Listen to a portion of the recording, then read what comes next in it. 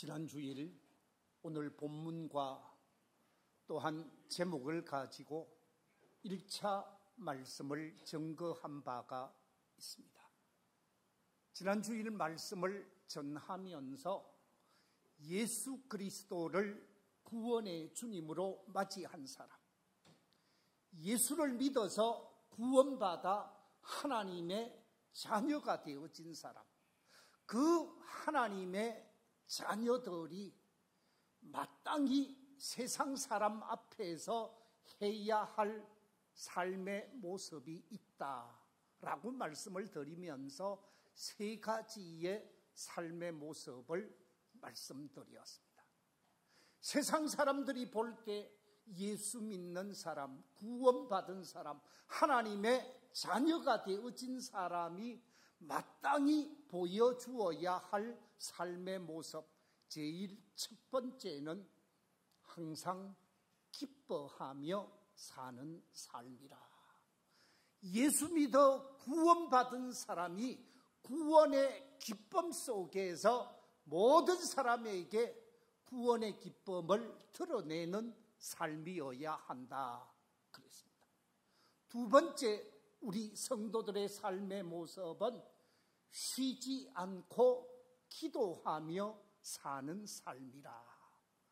기도함으로 하나님과 하나 되고, 기도함으로 문제를 극복하고, 기도함으로 하나님의 능력을 공급받는 삶이 우리 그리스도인의 삶이요 구원받은 성도의 삶이라 그랬습니다. 세 번째, 성도들이 마땅히 세상 사람들 앞에서 행하여야 할 삶의 모습은 범사에 감사하며 사는 삶이다 그랬죠. 우리가 범사에 감사하며 사는 것이 우리 눈앞에 있는 그 어떤 어려움보다 더 큰 은혜, 더 큰 사랑, 더 큰 복을 누리며 사는 사람이기에 범사에 감사하며 사는 사람이 구원받은 하나님의 자녀들의 삶이라 그랬습니다.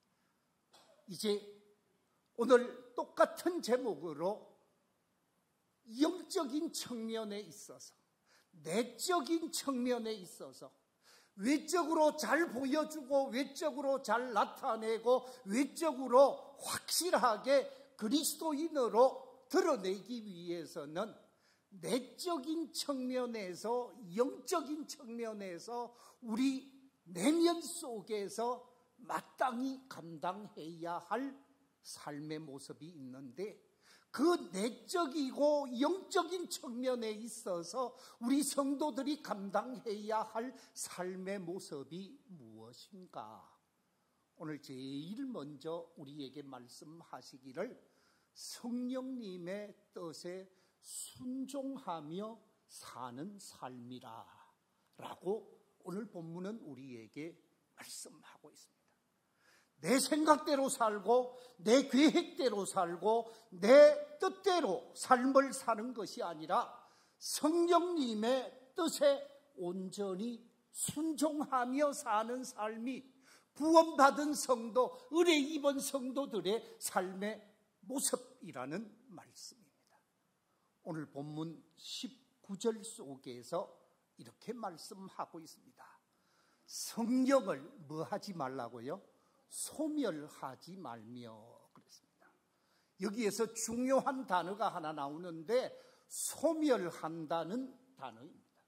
이 소멸한다고 하는 이 단어는 헬라어에서 스벤누미라는 단어를 쓰고 있는데, 이 스벤누미라고 하는 이 단어의 의미가 끈다, 억누르다, 제한한다, 차단시킨다라는 의미, 회방한다는 의미까지 있는 단어가 이 스벤눔이라는 단어인데, 이 스벤눔이라는 단어를 가장 쉽게 설명한다고 하면 이렇게 할 수 있습니다. 지금 불이 확 타오르고 있지요. 불꽃이 확 타오를 때 이 불을 끄기 위해서 소방관이 물줄기를 가지고 확 뿌리면은 불이 어떻게 돼요? 불이 소멸되게 되어 있습니다. 바로 이것을 소멸한다, 없애버린다, 끈다, 억누른다라는 거죠. 우리가 성령님이 우리에게 말씀하시고 성령님께서 사인을 주시고 성령님께서 우리에게 요구하는 마음의 감동이 있을 때가 있습니다. 이 성령님의 감동이 우리에게 주어졌을 때 들은 척도 하지 않는 사람이 있어요. 외면하는 사람이 있어요. 거부하는 사람이 있어요. 관계하지 않으려고 하는 사람이 있습니다. 그 사람은 성령을 소멸시키는 사람이죠. 성령님이 내게 말씀하실 때 그 성령의 뜻을 외면하고 나의 이성, 나의 감정, 나의 지성으로 문제를 해결해 가려고 하는 사람들이 의외로 많은데 그 사람은 참된 성도의 삶을 사는 사람이 아니다라는 말씀입니다. 그렇습니다. 기독교 역사, 세계 기독교 역사 속에 보면 성령을 소멸하고 성령의 뜻을 외면하면서 성령의 놀라운 역사를 소멸시킨 집단들, 개인들이 많이 있습니다.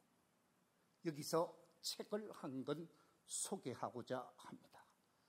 성령을 소멸하는 자들이라는 저 책은 예루살렘 출판사에서 나온 책인데 제가 저 책을 읽고 참 많은 깨달음을 얻게 되어졌습니다.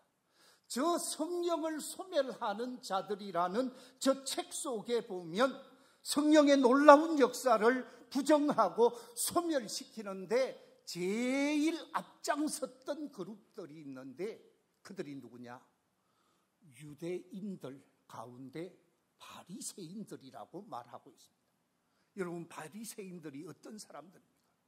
바리새인들은 성경을 중심으로 삶을 사는, 구약 성경을 중심으로 삶을 살고자 했던 사람이고 하나님과 교제하고 하나님과 가장 가까이 하나님 앞에서 구별되고 성별된 삶을 살려고 애썼던 사람들이 바로 바리새인들입니다. 그런데 성경을 알고 하나님을 알았던 이 바리새인들이 성경의 역사를 가장 소멸시킨 집단들이라는 거예요. 그뿐만 아니라 이 책 속에서는 공산주의를 앞세웠고 공산주의를 만들었던 칼 마르크스 사람, 이 칼 마르크스를 비롯한 공산주의자들이라든지 또한 파시즘을 만들어낸 레온 트로츠키라든지 진화론의 창시자인 찰스 다윈이라든지 실은 죽었다고 말하는 니체 같은 사람, 이런 사람들은 성령을 소멸시키는데 누구보다도 앞장서서 성령의 뜻을 거부하고 성령의 뜻을 외면했던 사람들이라고 말하고 있습니다. 자, 여러분 한번 생각을 해보십시다. 이 사람들은 지성이 뛰어난 사람들이었습니다. 사상이 대단한 사람들이었습니다. 그러니까 공산주의자들은 잘못된 이념을 가지고 성령의 역사를 소멸시켰습니다. 찰스 다윈 같은 사람은 인간의 지성을 가지고 성령을 소멸시킨 사람. 우리 주변에 있는 많은 사람들이 성령의 뜻을 외면하고 자기 생각, 자기 사상 중심으로 삶을 살아가고 있는 사람들이 많이 있습니다. 공부를 많이 하면 많이 할수록, 이성적 지성이 뛰어나면 뛰어날수록 하나님의 뜻을 외면하면서 인간적 판단을 쫓아가는 사람들이 많이 있다라는 것입니다.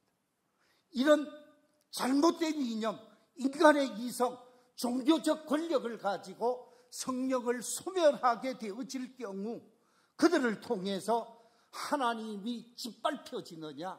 그렇지 않습니다. 다른 방법으로 얼마든지 다른 방법으로 하나님은 역사하게 되어지는데, 전 세계 속에 기독교 복음이 들어가게 되어진 근거가 이런 이성적 짓눌림 속에서 나타난 역사라는 거지요. 사도행전 16장에 보면 사도 바울이 복음을 전하게 되어지는데, 소아시아 지역에서 복음을 전하게 되어집니다.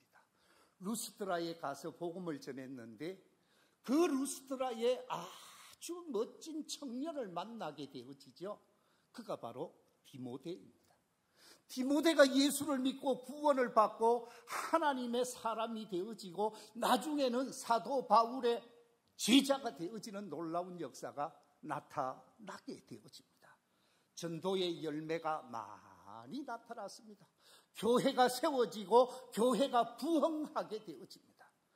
무시아를 지나서 드로아 지방에 도착했을 때, 이 드로아 지방에서 많은 사람들이 말씀을 갈급하게 되어지는데, 이때 사도 바울이 환상을 보게 되어집니다.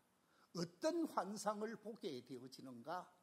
지금 여러분이 보는 그림처럼 사도 바울이 환상을 보게 되어지는데, 마게도니아 사람의 복장을 한 상태에서 우리에게 건너오셔서 우리를 좀 도와주십시오.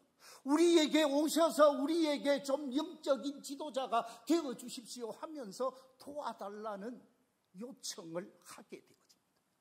이 요청을 받게 되어진 사도 바울이 소아시아 지방에서 전도의 열매가 있고 교회가 세워지고 역사가 나타남에도 불구하고, 여기서 하면 좋겠지만 성령님의 지시를 받고 자신의 생각을 중단하고 마케도니아, 이 유럽의 첫 성인 빌립보로 건너가서 복음을 전하게 되어지는데, 이 빌립보로 가서 복음을 전하는 가운데 시련도 있고 아픔도 있었지만 엄청난 교회의 역사가 일어나게 되어지고, 그래서 구라파 전역이 예수 믿는 지역이 되어져서 그리스를 비롯해서 이탈리아와 영국과 프랑스와 독일과 전 유럽이 복음화되어지는 놀라운 역사가 나타났습니다.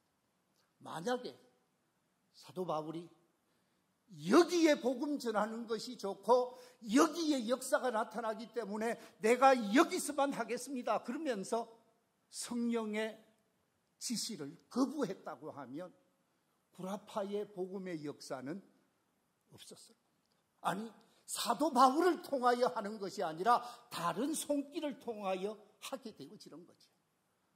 우리 성도님들이 성령님이 내게 말씀하실 때 그 말씀의 감격 속에서, 그 말씀에 내가 손해를 보더라도, 내가 조금 아픔이 있더라도 그 성령의 뜻에 순종하며 사는 것이 더 큰 역사가 일어나고 더 큰 축복의 역사가 나타난다라는 사실입니다.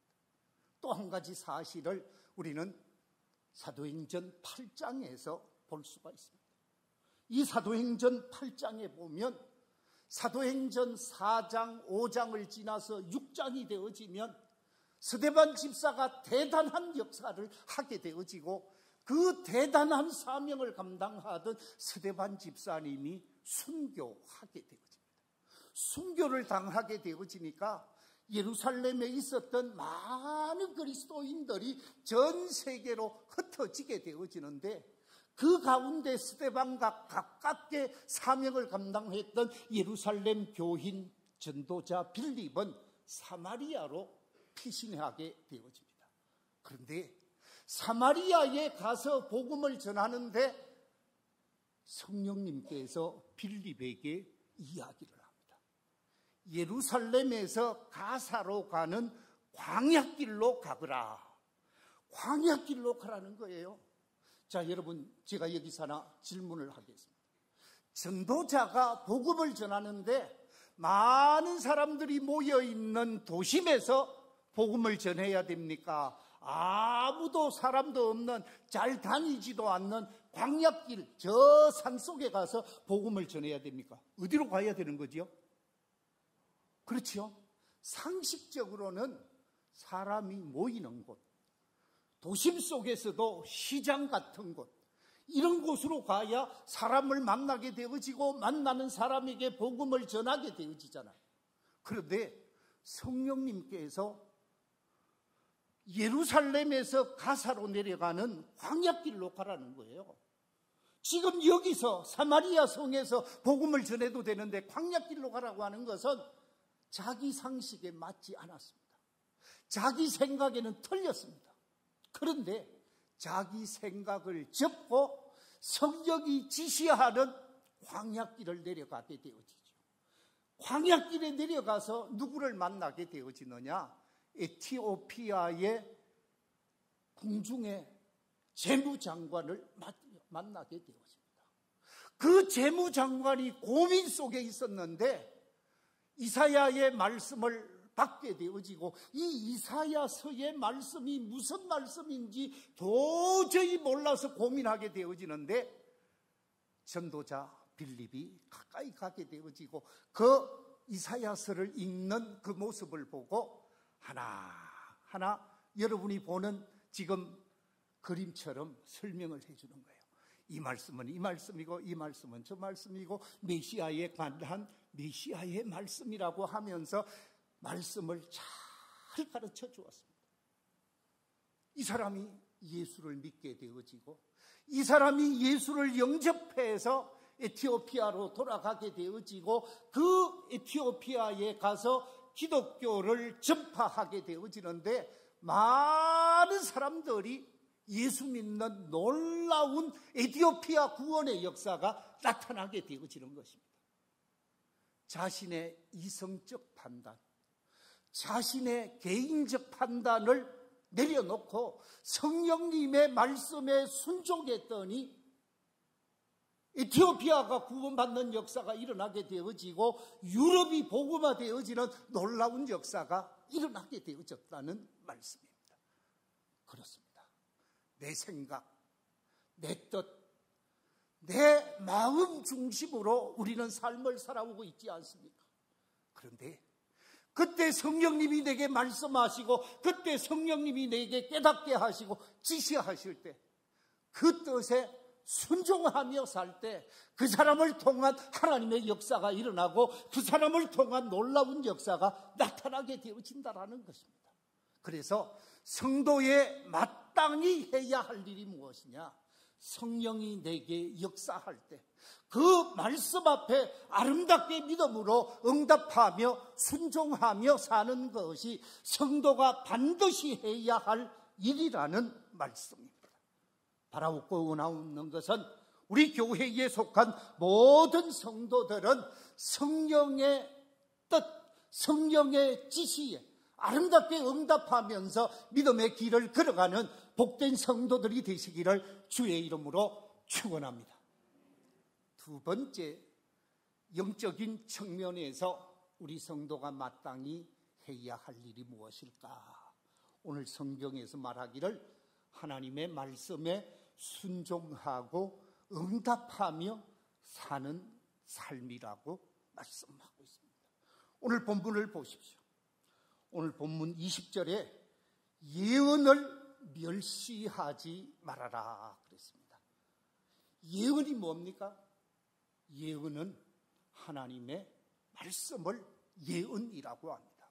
그래서 구약 성경은 예언의 말씀, 신약 성경은 새 예언의 말씀, 신구약 성경은 하나님께서 우리에게 주신 예언의 말씀인데 옛날 예언, 새로운 예언이라고 해서 신약, 구약이라고 말을 합니다. 이 예언의 말씀을 뭐 하지 말라고요? 멸시하지 말아라 그랬습니다.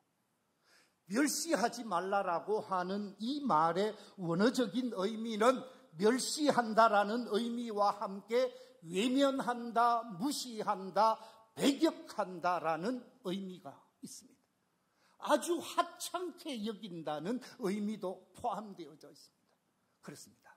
하나님이 내게 주어질 때 그 하나님이 주시는 그 말씀을 외면하지 말아야 한다는 거예요. 하찮게 여기지 말아야 한다는, 업신 여기지 말아야 한다. 우습게 여기지 말아야 한다라는 것입니다.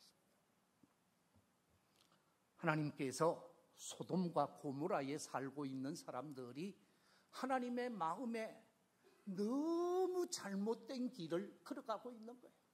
불법을 행하고 불의를 행하고 부정한 삶을 살고 부끄러운 삶을 사는데 도저히 용서할 수 없는 삶을 이 소돔성에서 고모라에서 살아가고 있는 거예요.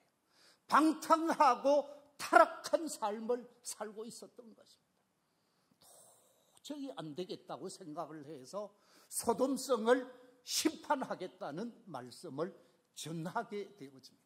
아브라함을 통하여 전하고 롯을 통하여 소돔성을 심판하겠다는 하나님의 말씀이 주어졌습니다. 그런데 이 말씀이 주어졌을 때 이 말씀이 하나님의 말씀이라고 받아들이면서 그 말씀은 우리가 심판의 대상이 되어질 수밖에 없고 정죄의 대상이 되어질 수밖에 없고 멸망의 대상이 되어질 수밖에 없기 때문에 우리가 회개하고 돌이켜야 함과 동시에 이성을 불바다로 만든다고 하니까 이성에서 나가야 되겠다라고 생각을 하고 말씀을 믿고 말씀대로 받아들여서 그 자리를 떠나고자 했던 사람이 롯이었습니다. 롯이 가족 회의를 해서 하나님이 이 땅을 심판하고자 하니 우리가 이 마을을 떠나자, 이 도시를 떠나자 얘기했을 때 아내도 동의를 하고 두 딸도 동의를 하게 되어집니다. 그런데 그 당시 두 딸은 약혼자가 있었습니다. 두 약혼자가 있어서 약혼한 두 남편 될 사람을 그냥 두고 갈 수 없으니까 저 사위 될 사람들도 데리고 가자라고 생각을 하고 롯이 직접 찾아가서 하나님의 말씀을 전하게 되어지는데 이 사위 될 사람들이 어떻게 생각을 했는가? 우리 창세기 19장 14절 말씀 같이 한번 읽어보겠습니다. 시작. 롯이 나가서 그 딸들과 결혼할 사위들에게 말하여 이러기를 여호와께서 이 성을 멸하실 터이니 너희는 일어나 이곳에서 떠나라 하되 그의 사위들은 무엇으로 여겼어요? 농담으로 여겼다. 우습게 여겼다라는 말씀입니다. 다시 말하면 예언의 말씀을 멸시하고 예언의 말씀을 무시하고 외면했다라는 말씀. 결과 두 딸과 아버지는 소돔성에서 나와서 소알 땅으로 피하여 화를 면하게 되어졌고 그의 아내는 소금 기둥이 되고 두 사이 될 사람은 불심판을 당하는 불행이 초래되어졌습니다. 그렇습니다. 하나님의 말씀을 외면하고 하나님의 말씀을 무시하고 하나님의 말씀을 멸시해서는 안 된다는 말씀이지. 오늘 이 시대에서도 마찬가지입니다. 하나님께서 우리에게 주신 하나님의 말씀, 이 성경 말씀을 무시하고 외면하고 배격해서는 안 된다라는 거예요. 하나님께서는 사도행전 16장 31절을 통해서 우리에게 이렇게 말씀하고 있습니다. 주 예수를 믿어라. 그리하면 너와 네 집이 무엇을 얻는다고요? 구원을 얻으리라 그랬습니다. 예수를 믿어야 구원을 얻고 예수를 믿어야 심판의 대상이 아님을 말씀하고 있습니다. 그런데 이 말씀을 우습게 여기는 사람이 많습니다. 이 말씀을 가볍게 여기고 그냥 외면하는 사람들이 많다라는 거예요. 또 한 곳 우리 요한복음 3장 16절 말씀 같이 한번 읽어보겠습니다. 시작. 하나님이 세상을 이처럼 사랑하사 독생자를 주셨으니 이는 그를 믿는 자마다 멸망하지 않고 영생을 얻게 하려. 아멘. 예수 그리스도를 믿는 자마다 멸망하지 않고 영생을 얻게 하신다고 했는데 예수 믿어 구원받자고 하면 우습게 여기는 사람, 그야말로 배격하는 사람들이 얼마나 많은지 몰라요. 요한복음 1장 12절에서 이렇게 말씀하고 있습니다. 영접하는 자, 곧 그 이름을 믿는 자들에게는 하나님의 뭐가 되는 권세를 주신다고요? 자녀가 되는 권세를 주신다고 그랬는데, 하나님의 자녀가 되는 권세는 영접해야 한다고. 예수 그리스도를 영접할 때 하나님의 자녀가 되어지는 권세를 주시는데, 이것을 우습게 여기고 배격하고 외면한다라는 거죠. 또 한 곳 우리 같이 한번 읽어보겠습니다.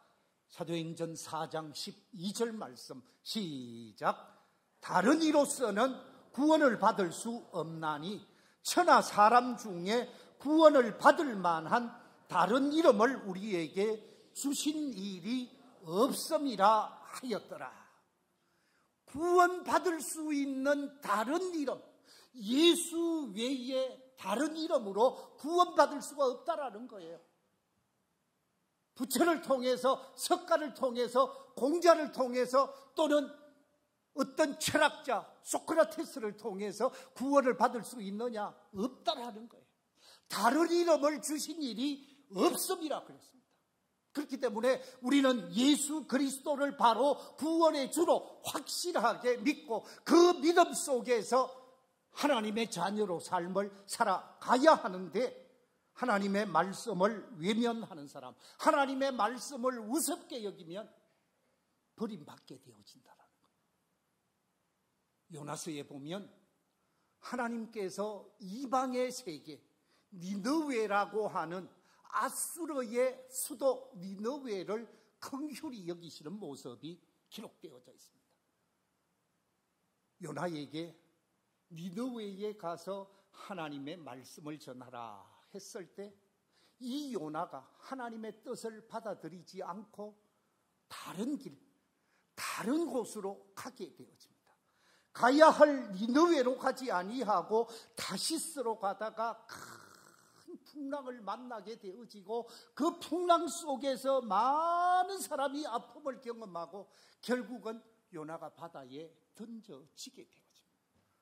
물고기 뱃속에 들어가게 되어지고, 그 속에서 하나님의 도우심을 입어서 다시 육지로 나오고 니느웨로 가게 되어집니다.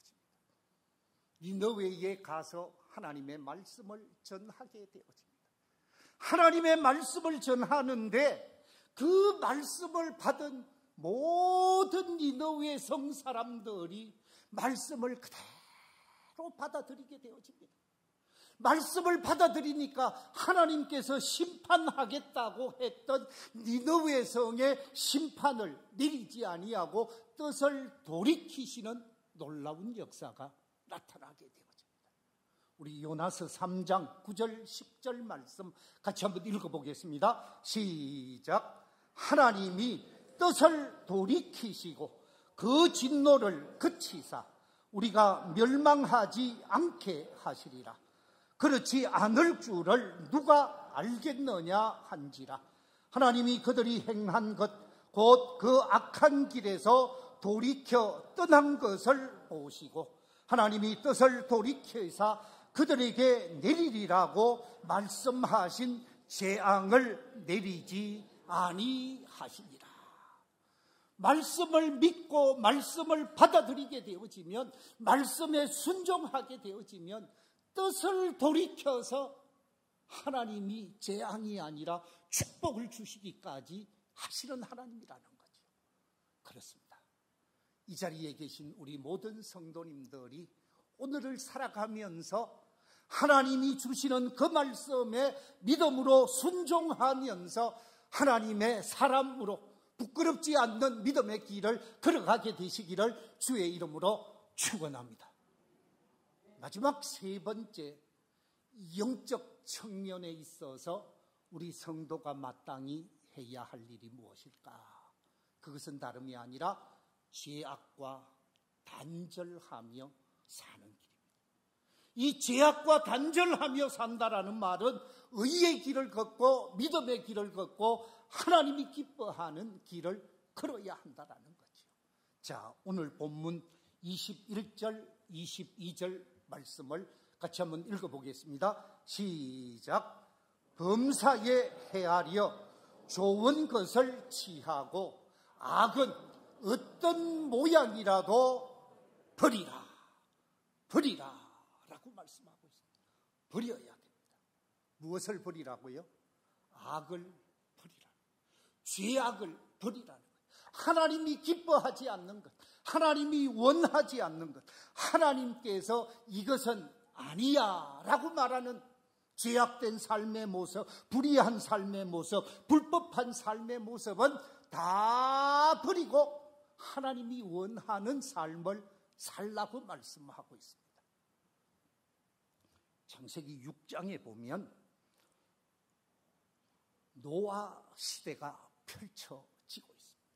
그런데 그 노아 시대의 삶의 모습이 어떠했는가? 창세기 6장에 의하면 여호와께서 사람의 죄악이 세상에 가득한 것을 보게 되어집니다. 세상 속에 있는 사람들의 마음의 생각이 모두 다 악한 것을 보게 되어집니다. 심지어 세상 사람들이 악한 삶을 살고 불의한 삶을 사니까 사람 지으셨음을 뭐 했다고요?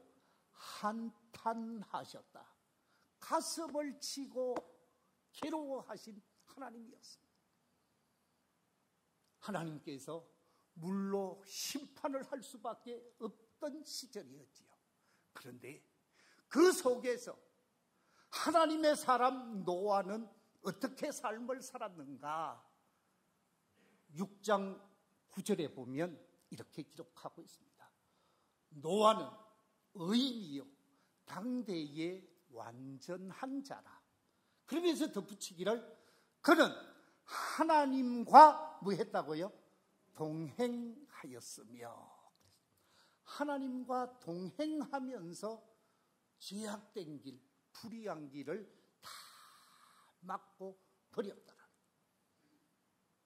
요즘 우리 대한민국의 삶의 모습, 참 죄악된 삶의 모습을 많이 보게 되었습니다.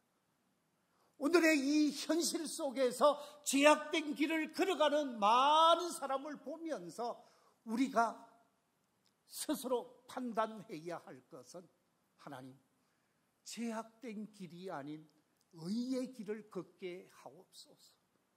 말씀의 길을 걷게 하옵소서. 진리의 길을 걷게 하옵소서. 세상 사람과 다른 믿음의 길을 걷게 하옵소서.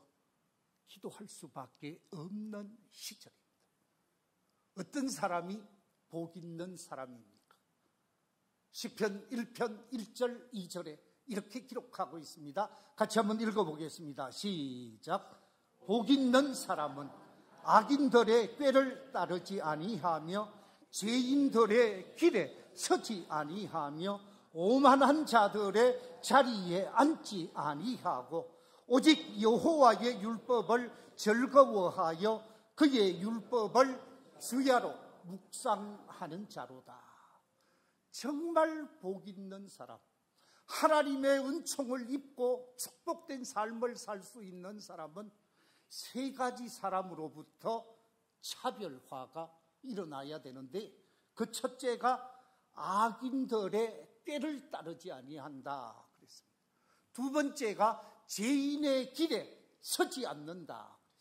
세 번째가 오만한 자의 자리에 앉지 않는다 그랬습니다. 그렇습니다. 악인, 죄인, 오만한 자, 하나님이 싫어하는 자. 하나님께서 그들을 싫어하는데 하나님의 자녀들이 그들과 함께해서 되겠습니까? 오늘 성경에서 모든 죄악으로부터 단절시키는, 차별화시키는 삶을 살아가는, 모든 사람이 넓은 길을 갈지라도 좁은 길, 주님이 가신 길을 걸어가야 한다는 거죠. 말씀을 맺겠습니다. 오늘 주신 말씀 속에서 크게 6가지 세상 사람 앞에서 믿음의 사람으로서 성도가 마땅히 해야 할 일, 지난주 3가지를 나누었죠. 그 첫째가 뭡니까? 항상 기뻐하며 사는 일이라.